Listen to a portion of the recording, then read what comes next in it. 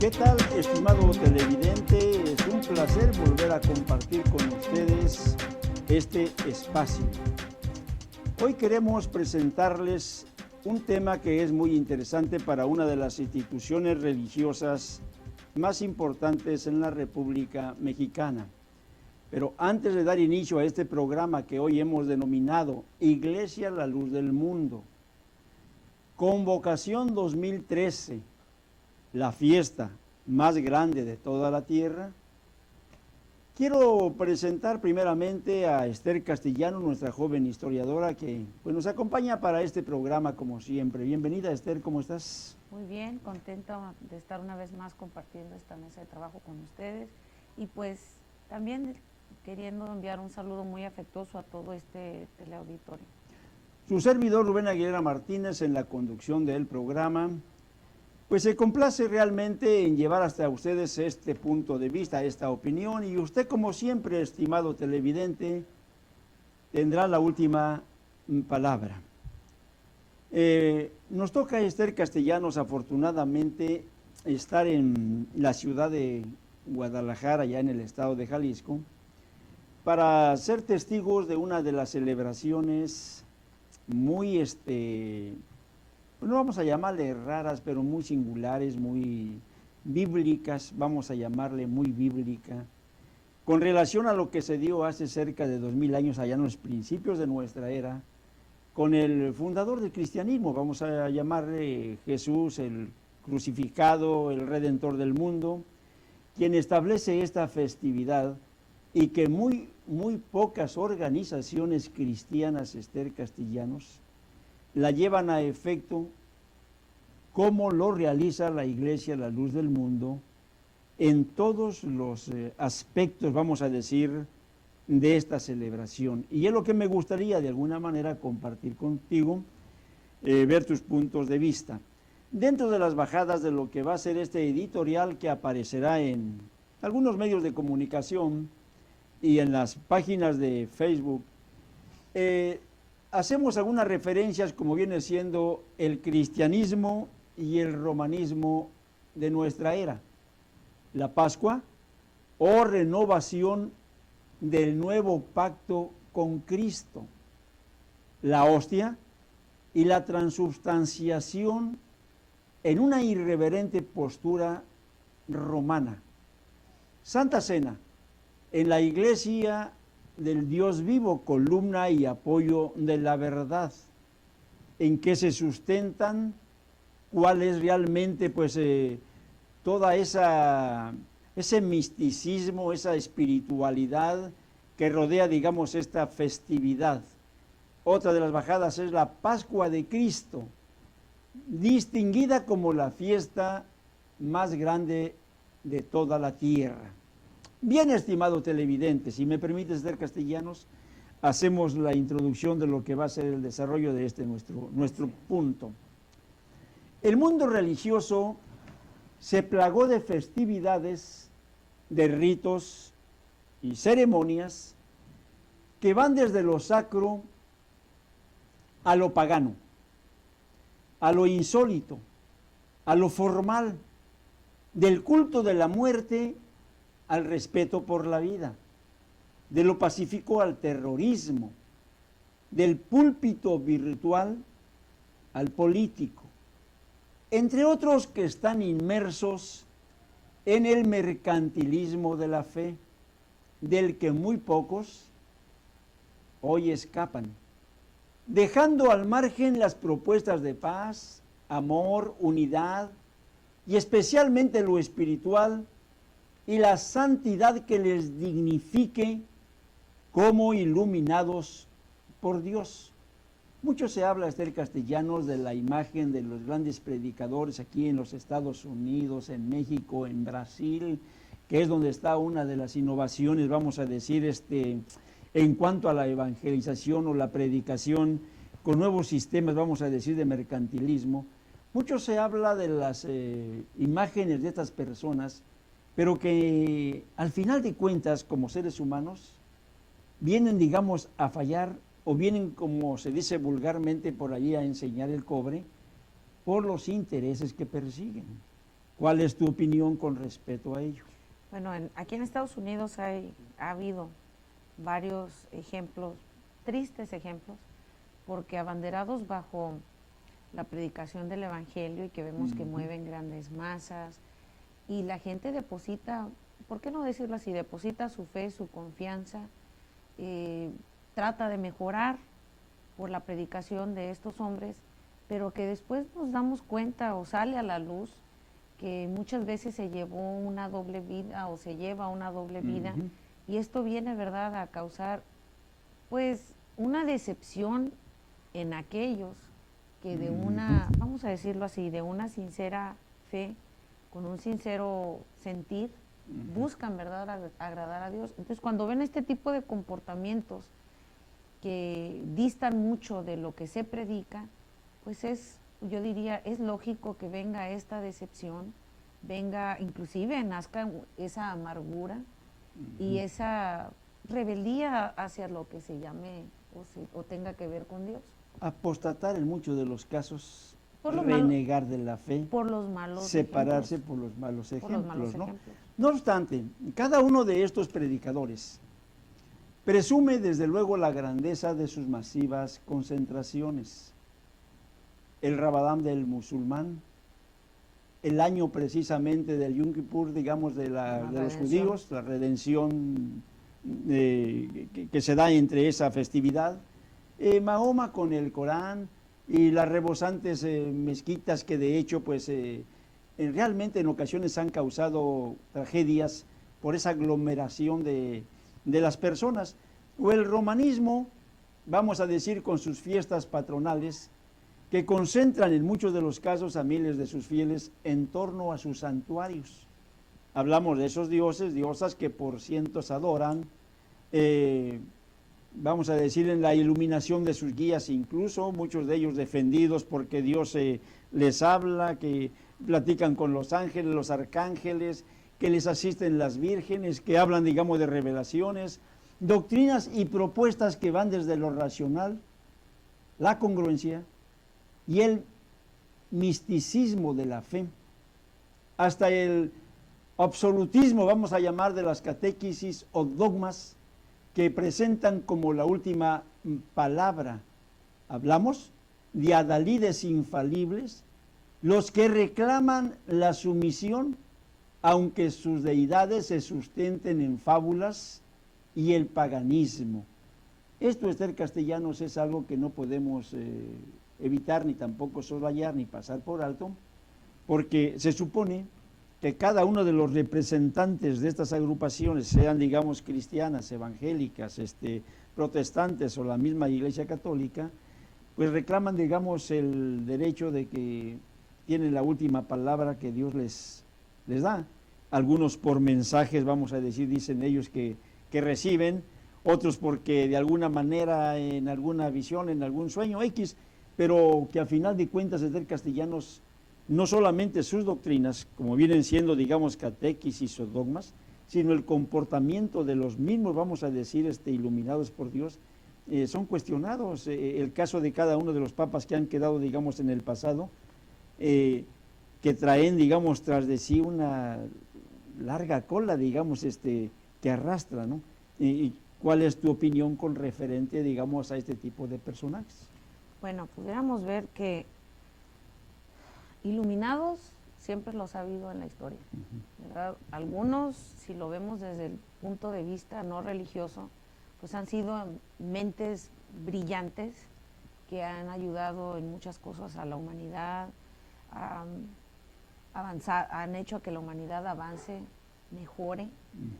Pero muchas veces, cuando hemos también visto en la historia los iluminados por el lado religioso, difícilmente, y digo así, difícilmente, vemos que en los frutos, en su prédica o en esa iluminación que tienen, muchas veces nos damos cuenta o observamos que hay, por ejemplo, guerras, conflictos, y que en ese ego, terrorismo ¿no? incluso, Sí, pues hablando precisamente por el ego tan grande que que poseen.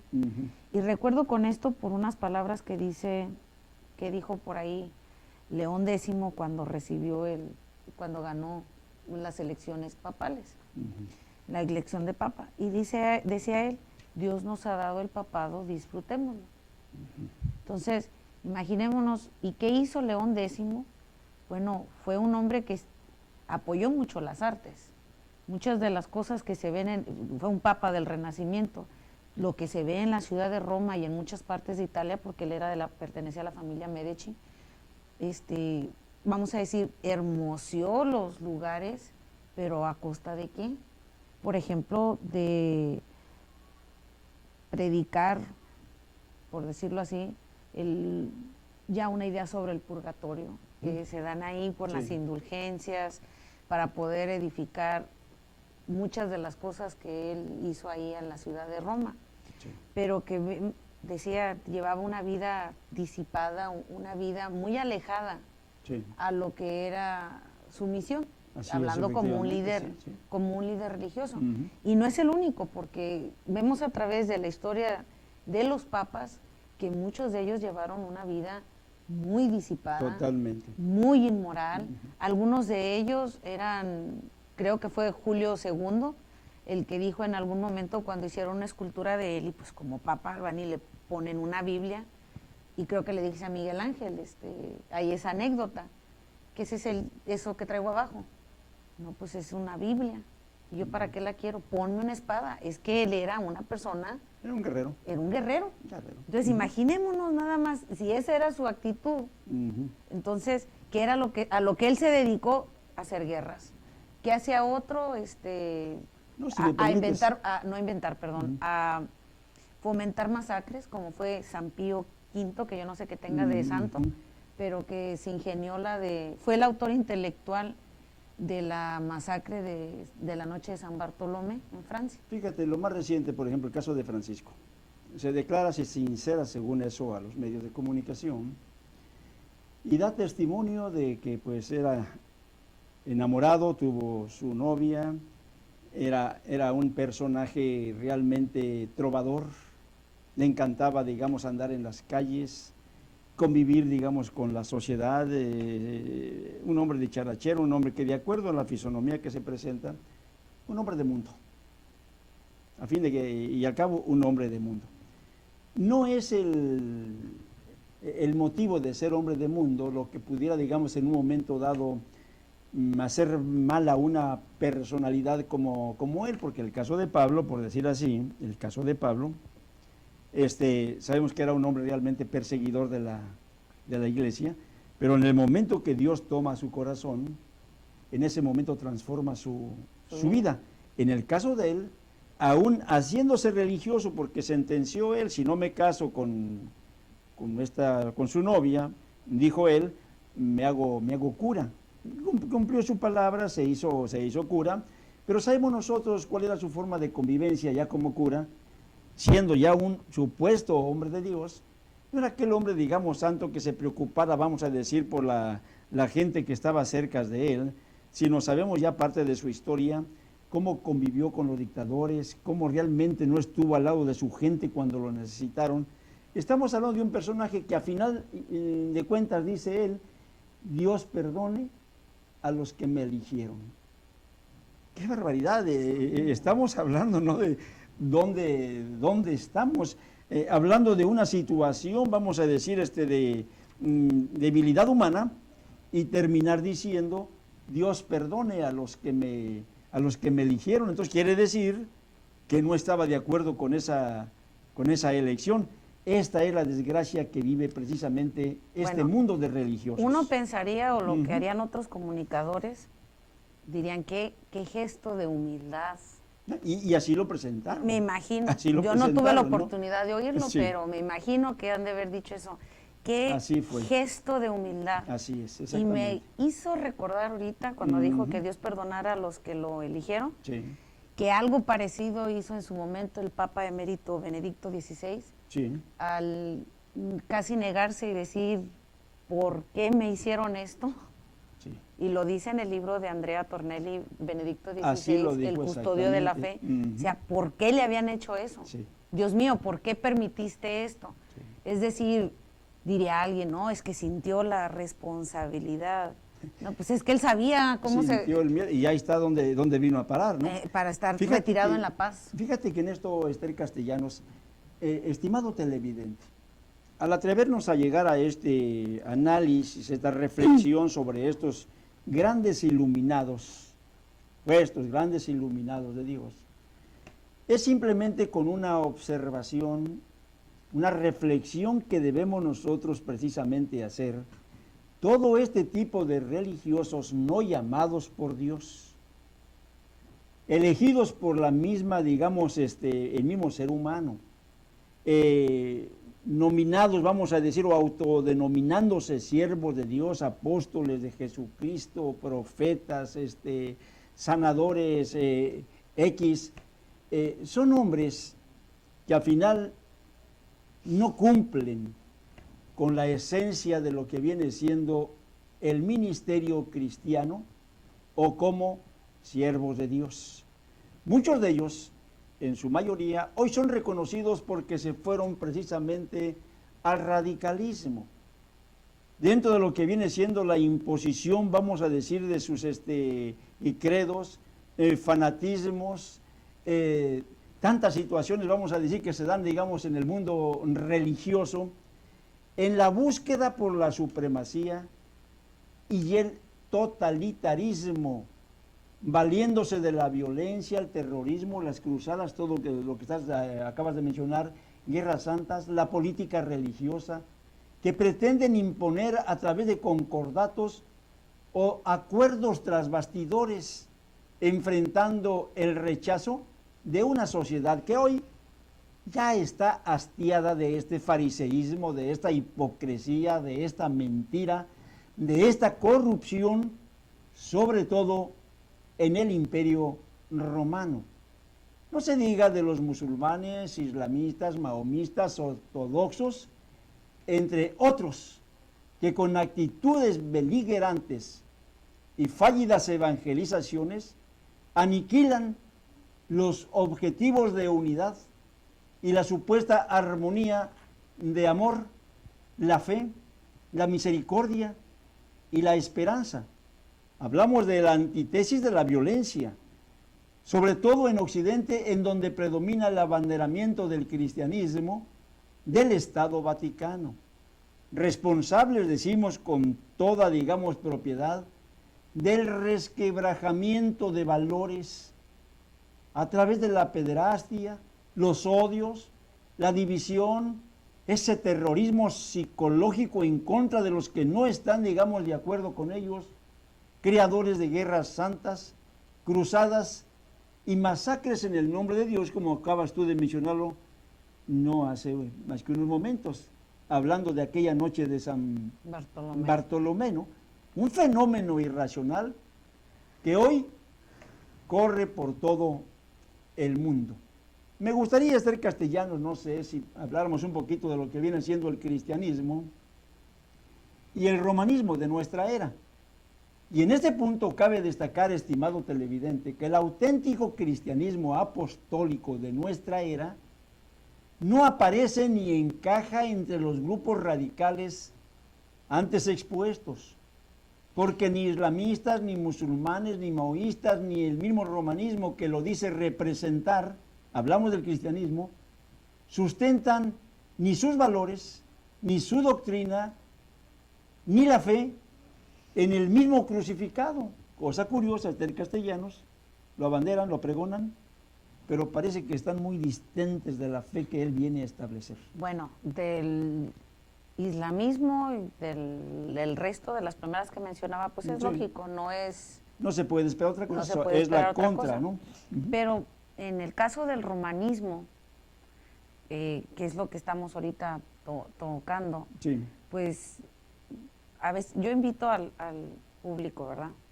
El porqué de esto, de nuestro análisis. Dijo un día Jesús que por sus frutos el árbol es conocido. Así es. Entonces, es importante que se vea qué es lo que se predica y que si lo que se predica va congruente a lo que es congruente con lo que se practica. En el caso del romanismo, ¿Qué hemos visto a través de su historia? A través de su historia usted mencionaba hace unos momentos.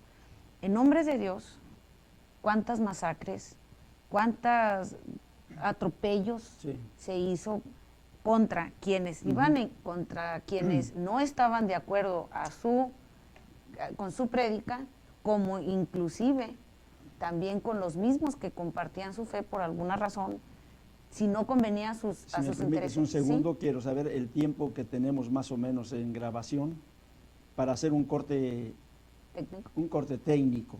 No sé qué tiempo tengamos por ahí. Continúa. Bueno, perdón. Pero en este caso, decía hace un momento, que ni aún, ni siquiera se escaparon. Bueno, vamos a ir a un corte y regresamos.